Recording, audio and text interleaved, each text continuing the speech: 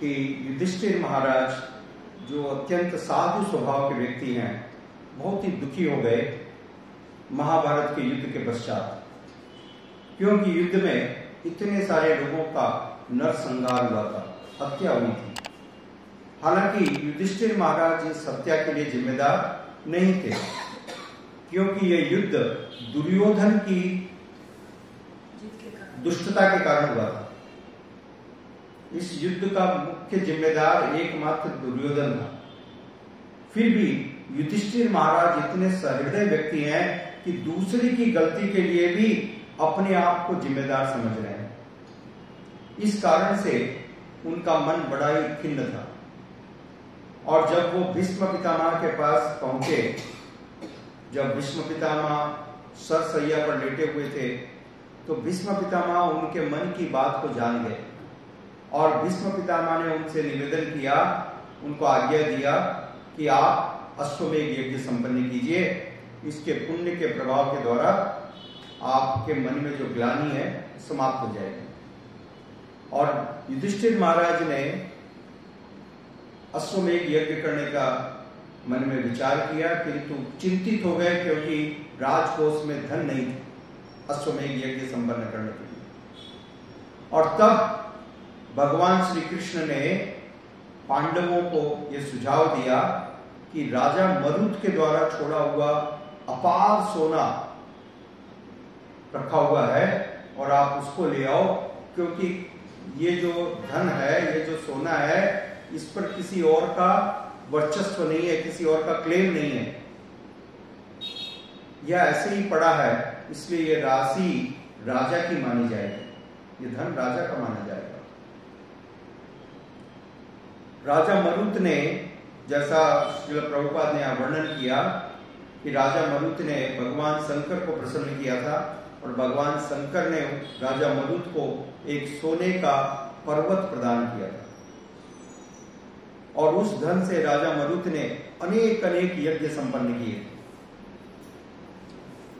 और जब राजा मरुत ने ब्राह्मणों को इतना दान दिया, इतना प्रचुर मात्रा में दान दिया कि वो ब्राह्मण लोग उस सोने को लेके जा नहीं पाए और उस यज्ञ में प्रयोग होने वाली सारी थालियां, लोटे इत्यादि नाना प्रकार की वस्तुएं सब यज्ञ के बाद वहीं पर छोड़ के चले गए। तो वो सारे सोने के पात्रों को पांडवों ने जमा किया, क्योंकि वो सारा धनराशि, वो सारा सोना, उसके ऊपर किसी का क्लेम नहीं था, तो वो राजा का हुआ। और उस धन से युधिष्ठिर महाराज ने 3 बार अश्वमेध यज्ञ संपन्न किए। इस प्रकार से 3 बार अश्वमेध यज्ञ संपन्न करने से युधिष्ठिर महाराज के मन में ग्लानि कम हुई, क्योंकि यज्ञ का प्रयोजन है भगवान को संतुष्ट करना। श्रील प्रभुपाद जी यहां पर विशेष रूप से लिखते हैं, यज्ञेव विष्णु, सारे प्रकार के यज्ञों का मूल प्रयोजन है भगवान विष्णु को संतुष्ट करना, और कोई यज्ञ का प्रयोजन नहीं।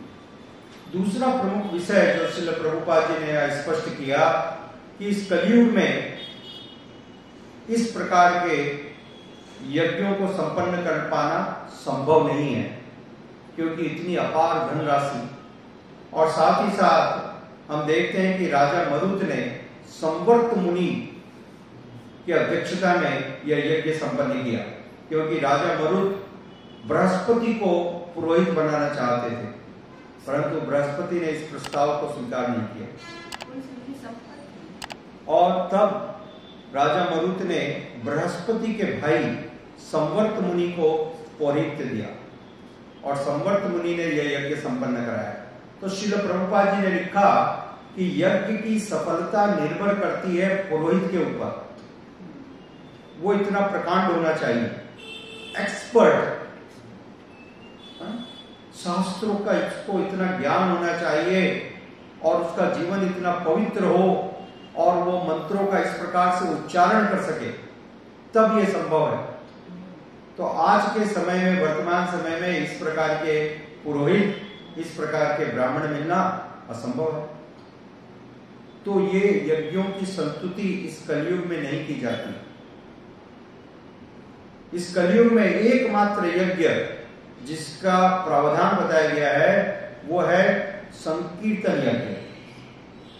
भगवान श्री कृष्ण भगवद गीता के 10वें अध्याय के 25वें श्लोक में कहते हैं, महिर्षीणाम भृगुरः गिरामस्मि एकम अक्षरम यज्ञानाम जप यज्ञोस्मि स्थावरणाम हिमालय।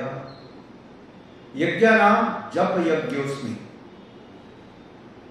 मैं मुनियों में भृगु हूं, शब्दों में मैं ओम हूं और यज्ञों में मैं जप यज्ञ हूं और पर्वतों में मैं हिमालय हूं। तो भगवान ने स्वयं बताया कि मैं जप यज्ञ हूं। इसलिए भगवान श्री चैतन्य महाप्रभु ने इस संकीर्तन अभियान को प्रवर्तित किया पूरे विश्व में। भगवान श्री चैतन्य महाप्रभु ने, जैसा श्रीमद् भागवतम में भी वर्णन है, कृष्ण वर्णम तथा कृष्णम सांग पांग पार्षदम यज्ञे संकीर्तन प्राय यजन्ते ही सुमेघसा। जो बुद्धिमान व्यक्ति हैं वो इस कलयुग में संकीर्तन यज्ञ का आश्रय लेते हैं। जिस संकीर्तन यज्ञ को स्वयं भगवान श्री कृष्ण ने, जो कृष्ण होते हुए भी कृष्ण के वर्ण के नहीं थे, गौर वर्ण में प्रकट हुए। वो कृष्ण है परंतु गौर वर्ण में उदित हुए। वो भगवान चैतन्य महाप्रभु जिन्होंने इस संकीर्तन यज्ञ को इस विश्व में स्थापित किया। और उसके पश्चात कृष्ण कृपा मूर्ति श्री लहेसी भक्तिवेदांत स्वामी प्रभुपाद जी ने इस संकीर्तन अभियान को पूरे विश्व के अंदर फैलाया। प्रत्येक देश में, प्रत्येक गांव में, प्रत्येक गली में, नगर आदि ग्राम, नगर आदि ग्राम। तो ये संकीर्तन यज्ञ इस कलयुग के लिए संस्तुति किया गया है, क्योंकि ये इतना सुलभ है और इसका प्रभाव इतना महत्वपूर्ण है। इसके प्रभाव से सभी व्यक्तियों की चेतना में अभूतपूर्व परिवर्तन होता है। कलयुग का सबसे बड़ा समस्या है लोगों की चेतना, सोच। Mind is so polluted, mind is so contaminated. तो ये मन का शुद्धिकरण कैसे हो? क्योंकि यदि मन ही अशुद्ध है तो सारे काम भी अशुद्ध होंगे, वो भी गलत होंगे। मूल ही खराब है। तो आवश्यकता है कि पहले मूल को शुद्ध किया जाए, पहले मन को शुद्ध किया जाए। जब मन शुद्ध होगा तो अपने आप कार्य भी सही होंगे। ठीक है? तो इसका संभावना तभी है, भगवान चैतन्य महाप्रभु ने बताया, चेतो दर्पण मार्जनम भव महादावाग्नि निर्वापणम श्रेय कैरव चंद्रिका वितरणम विद्यावधु जीवनम। चित्त रूपी दर्पण का मार्जन करना है, सफाई करनी है। उस पर इतनी सारी धूल मट्टी गंदगी बैठी हुई है और ये धूल मट्टी गंदगी भगवान के दिव्य पवित्र नामों का निरपराध जप करके दूर होगी। ये भगवान श्री चैतन्य महाप्रभु ने पूरे संसार को भेंट दी, यह शिक्षा दी और लोगों को इस हरिनाम संकीर्तन में प्रवर्तित किया, जिसके द्वारा सब कोई अपने जीवन को शुद्ध और पवित्र कर सकते हैं, चेतना को पवित्र कर सकते हैं। तो कलयुग में इस हरिनाम संकीर्तन यज्ञ की प्रस्तावना की गई और हम सबको इस हरिनाम संकीर्तन का आश्रय लेना चाहिए, क्योंकि यही एकमात्र प्रयोजन है। सारे यज्ञों का प्रयोजन होता है भगवान हरि को संतुष्ट करना। इसलिए इसका सबसे बड़ा प्रमाण हम देखते हैं, जब इतनी प्रचुर मात्रा में धनराशि मिली युधिष्ठिर महाराज को, तो उन्होंने इस धनराशि को लेकर के कोई नई फैक्ट्रियों को एस्टेब्लिश करने का प्लान नहीं किया।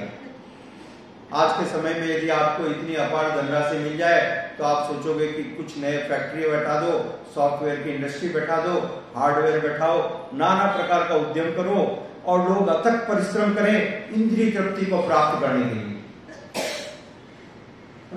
आपके पास और कोई दूसरा प्लान है ही नहीं। परंतु युधिष्ठिर महाराज आदर्श राजा है, इसलिए युधिष्ठिर महाराज ने उस अपार धनराशि का सदुपयोग किया, सही उपयोग किया भगवान हरि की संतुष्टि के लिए, सारी प्रजा के लिए एक ऐसे अच्छे वातावरण का निर्माण किया, यज्ञ को संपन्न किया। यज्ञ का अर्थ होता है भगवान हरि को प्रसन्न करना। यज्ञ का अर्थ है भगवान हरि को प्रसन्न करना। सारी प्रजा के साथ मिलकर के उन्होंने भगवान की प्रसन्नता के लिए कार्य किया।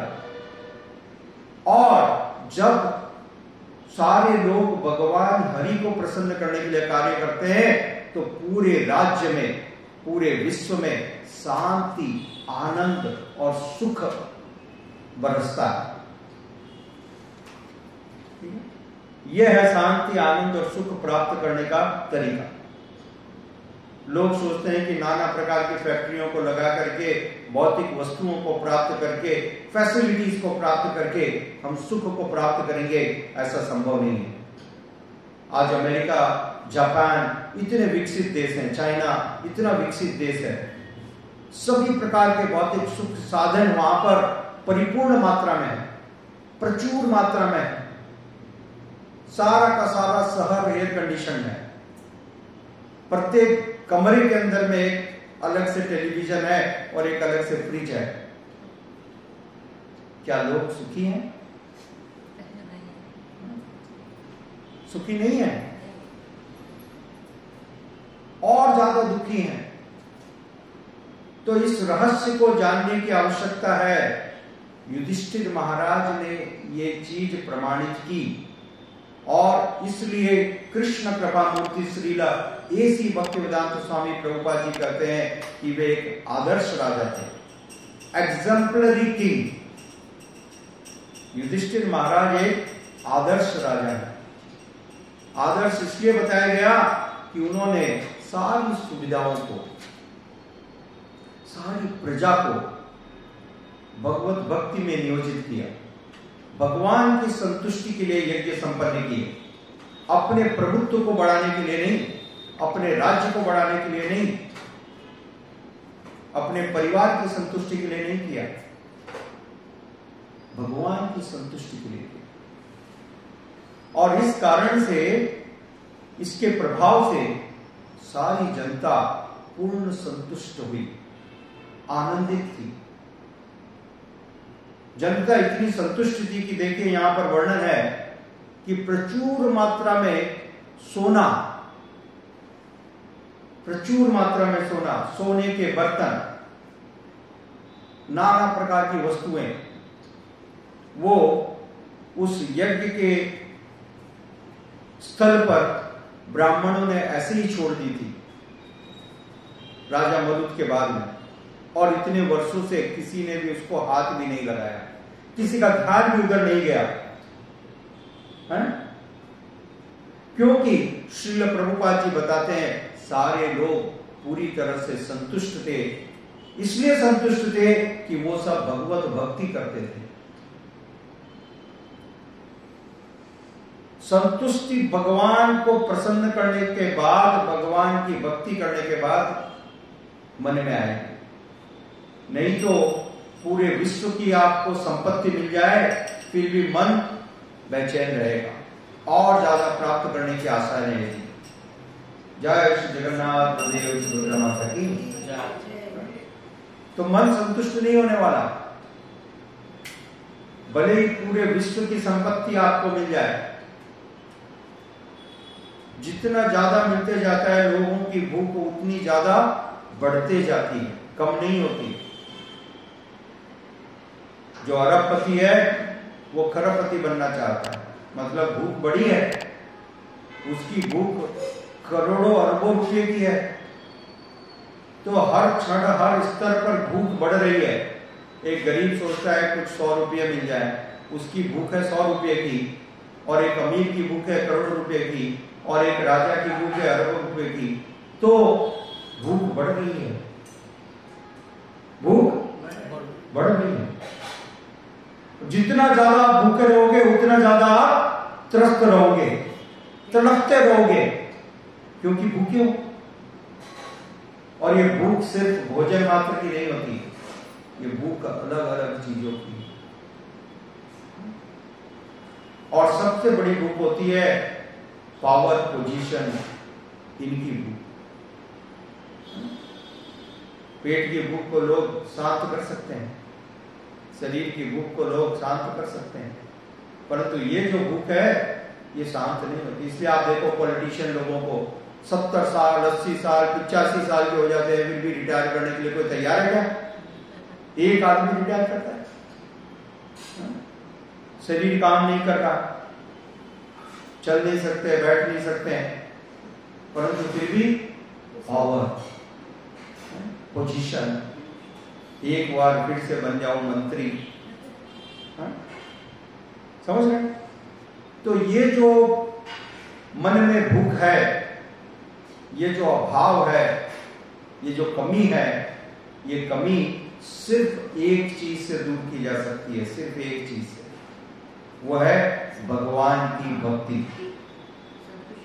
एकमात्र भगवान की भक्ति। और कलयुग में भगवान की भक्ति का सबसे सरल और प्रमाणिक तरीका है हरि नाम संकीर्तन।